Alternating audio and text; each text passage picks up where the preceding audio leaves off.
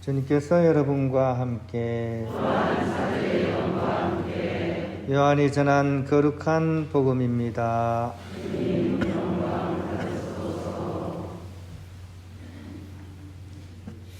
그때 요한은 예수님께서 자기 쪽으로 오시는 것을 보고 말하였다. 보라, 세상의 죄를 없애시는 하느님의 어린 양이시다. 저분은 내 뒤에 한 분이 오시는데 내가 나기 전부터 계셨기에 나보다 앞서신 분이시다 하고 내가 전에 말한 분이시다. 나도 저분을 알지 못하였다.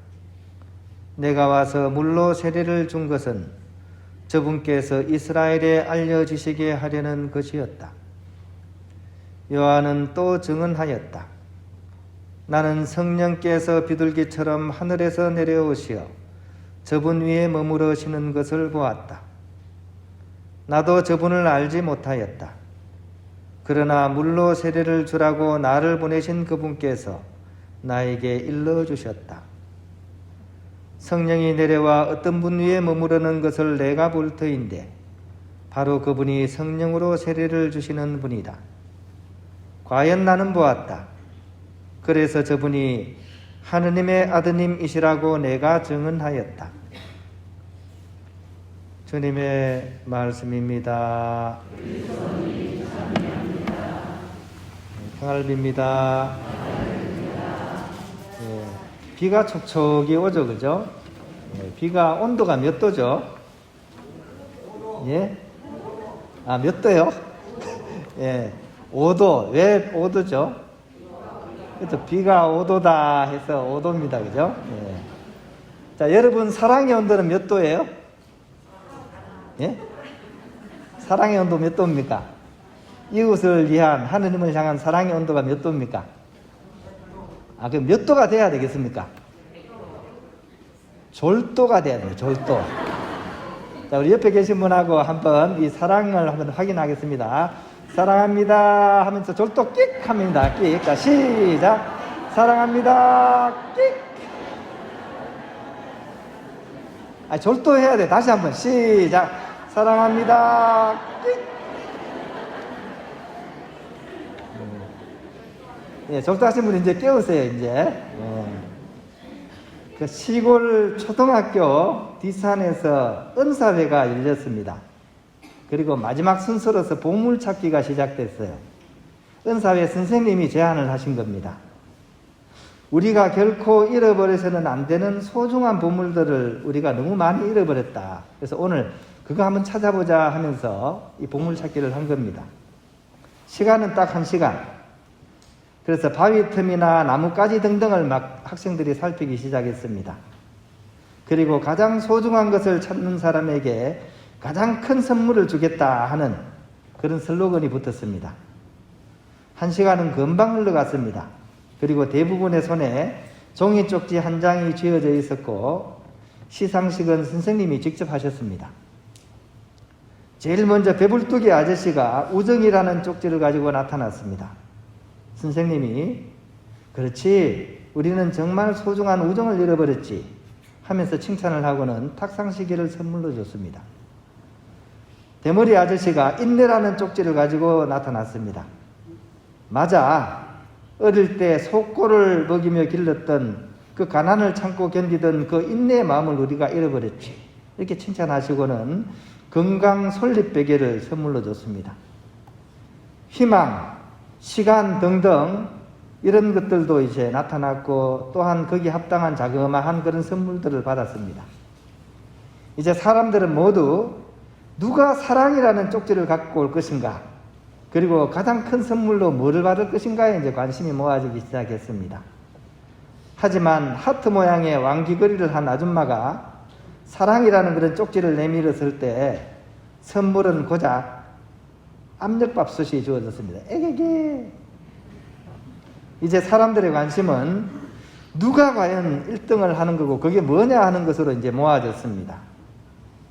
그때 이렇게 아무리 해도 마지막 순간까지도 이 마지막 1등 상품은 아무도 타가지 못했습니다.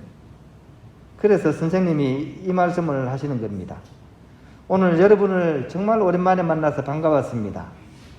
하지만 유감스럽기도 합니다.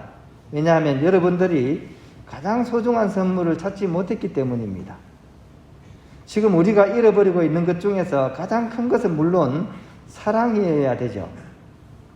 잃어버린 그 사랑을 우리는 반드시 찾아내야 됩니다.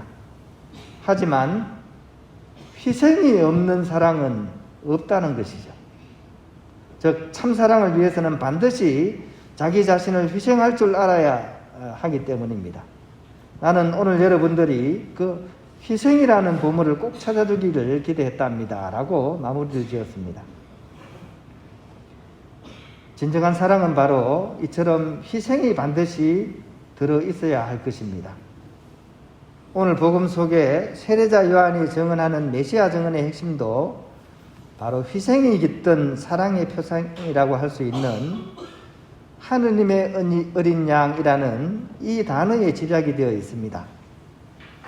이스라엘의 전통에서 어린 양은 하느님께 대한 감사와 공경의 표시로 드리는 속죄양의 의미가 그 본질에 해당합니다.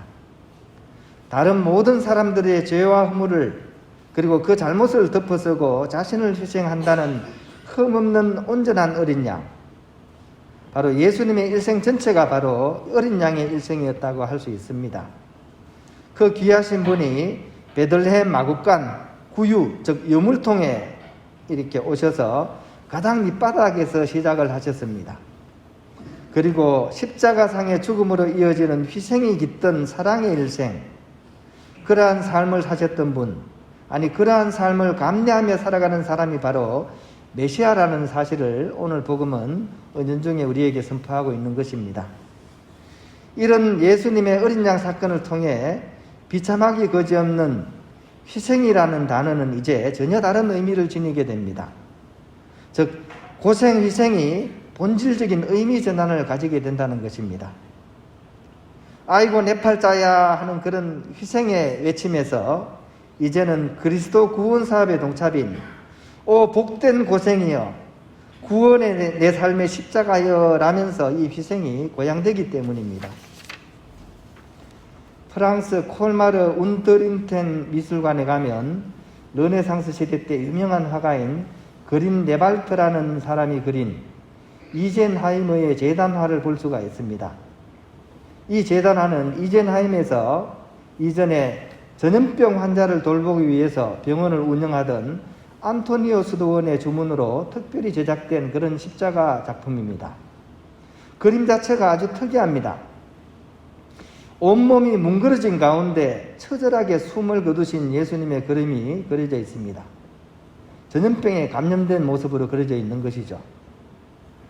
그리고 그 왼쪽에는 성모님과 부축을 하는 그런 요한이 있고, 그리고 애절한 눈으로 그분을 바라다보는 막달라 마리아가 왼쪽에 그려져 있습니다.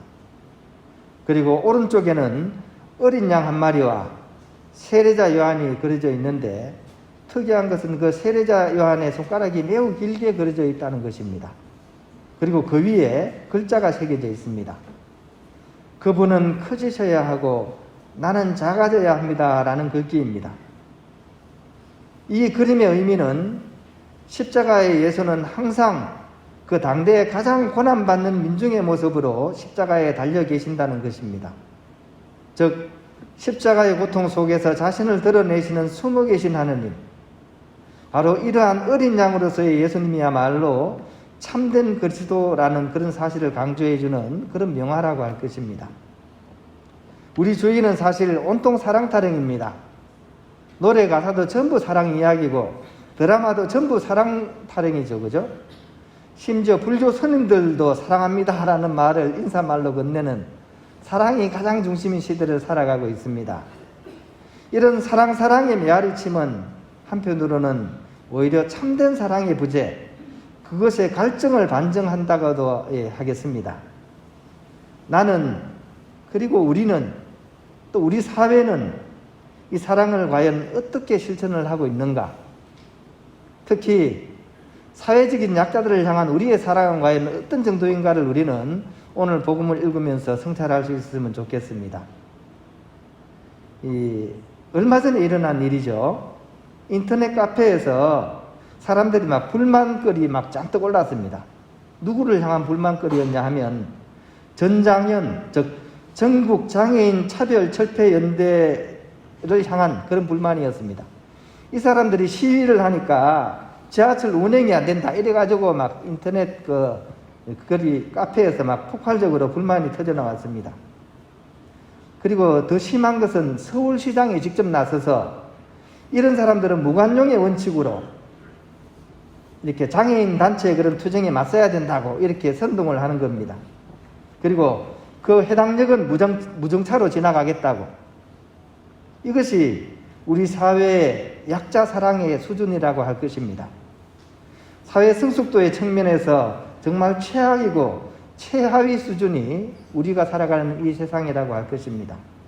그리고 비굴하기까지 한 모습을 보여줬습니다. 서울중앙지법에서 보다 못해가지고 강제조정 명령을 내렸죠. 시에서는 그러면 장애인들을 위해서 엘리베이터 설치해라. 한 19개 정도라도 이렇게 하라고 시정을 내렸고, 장애인 단체는 열차 운행을 5분이라도 지연시키면 벌금 500만 원씩 때리겠다고 얘기했습니다. 근데 장애인들은 억울했지만 이걸 수용했습니다. 근데 서울시는 이걸 수용하지 않았습니다. 심지어 전장현 활동가들의 전동 휠체어의 전원을 끄고 기계를 부수기까지 했습니다. 그러고도 일반 시민과 장애인 단체를 갈라놓는 운동을 쏟아내게 되고, 여기 영향을 받은 사람들이 이 불만글을 카페에다 이렇게 올린 겁니다. 인권이 없던 시절, 옛날 집안에 장애인이 생기면 골방에다 가둬 놓고 시시하면서 살았습니다. 인권이 없던 시절인데 그랬는데, 지금은 인권이 어느 정도 있는 시대인데도 불구하고 우리의 현실은 바로 이처럼 장애인을 위해서 이렇게 비정하다고 할 수 있습니다. 오늘 복음 내에 하느님의 어린 양이라는 단어가 그런 우리의 현실을 너무나 부끄럽게 여기게 만드는 것 같습니다. 우리 모두 그런 자신만을 위한 이기적인 사랑이 아니라 이웃을 위해서 기꺼이 색종이가 될 수 있었으면 좋겠습니다. 우리의 몸을 찢어서 비행기가 되고 종이학이 되고 노랑나비가 되고 해바라기가 되어줄 수 있는 그런 우리가 되었으면 좋겠습니다. 그런 마음을 가질 수 있도록 오늘 복음은 우리 마음 속에 계속 하느님의 어린 양이라는 단어를 이렇게 말씀하시면서 우리로 하여금 참된 기도 안에서 또 사회적인 약자들과의 연대 안에서 그런 이상을 실현해 나갈 수 있도록 우리의 마음을 일깨우고 있는 것입니다.